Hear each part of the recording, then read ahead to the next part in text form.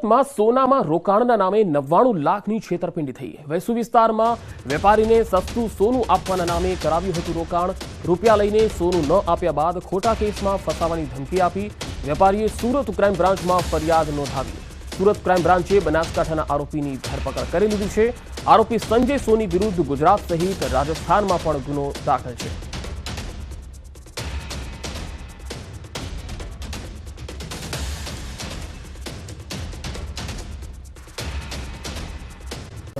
સુરત પોલીસે લાંબા સમયથી એક અભિયાન શરૂ કર્યું છે। અલગ અલગ પોલીસ સ્ટેશનમાં નોંધાયેલા ખૂન, લૂંટ, બળાત્કાર અને મારામારી જેવા ગંભીર ગુનામાં સંડોવાયેલા અને ગુનો આચરીને લાંબા સમયથી ફરાર આરોપીઓને પકડવા તજવીજ હાથ ધરી।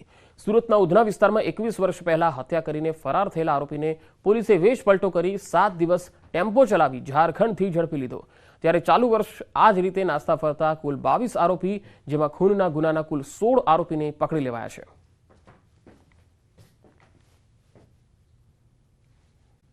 સુરતમાં 30 વર્ષીય બેંક કર્મચારીની આપઘાત। 30 વર્ષીય અતુલ ભલાડાએ આપઘાત કરી લીધો। પોતાના ઘરે ઝેરી દવા પીને આપઘાત કરી લીધો। સલ્ફોસની દવાની 3 ગોળીઓ ખાઈને જીવન ટૂંકાવી લીધું। આપઘાત પાછળનું કારણ હજુ બહાર આવી શક્યું નથી। પાટીદાર અનામત આંદોલનમાં અતુલ ભલાડાની સક્રિય ભૂમિકા જોવા મળી। સમગ્ર મામલે સરથાણા પોલીસે તપાસ હાથ ધરી છે।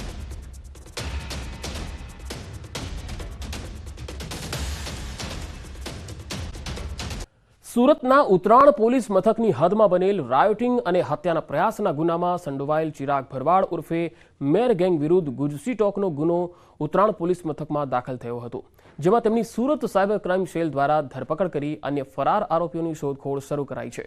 આ ગેંગમાં કુલ 9 શખ્સો સામેલ છે, જેમાં અગાઉ તમામ આરોપીઓની ઉત્તરાણ પોલીસ દ્વારા ધરપકડ થઈ હતી। જ્યાં ગેંગના મુખ્ય સૂત્રધાર ચિરાગ ભરવાડ વિરુદ્ધ અગાઉ 27 જેટલા ગુના શહેર પોલીસ ચોપડે નોંધાઈ ચૂક્યા છે।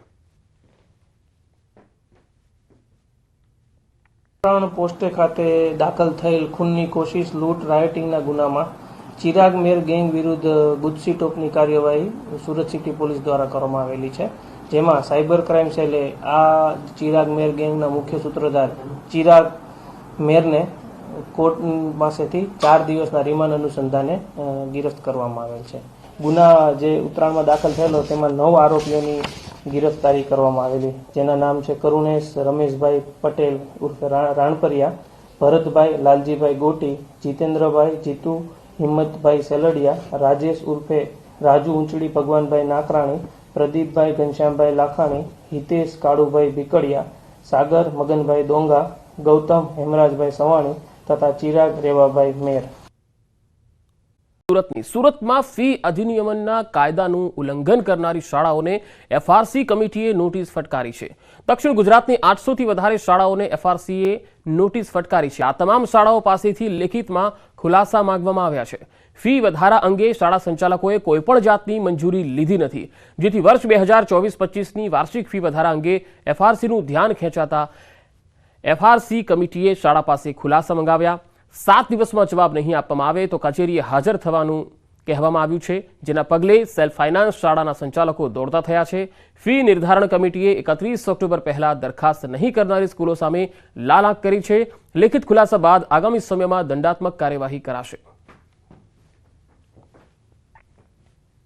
800 જેટલી શાળાને નોટિસ આપવામાં આવી છે। હવે એમનો જ્યારે 7 દિવસમાં ખુલાસો માંગ્યો છે, યોગ્ય ખુલાસો આપવામાં સંચાલકો જો પાછા પડશે તો ચોક્કસપણે એમને શિક્ષાત્મક પગલાં રૂપે આગામી કાર્યવાહી કરવામાં આવશે।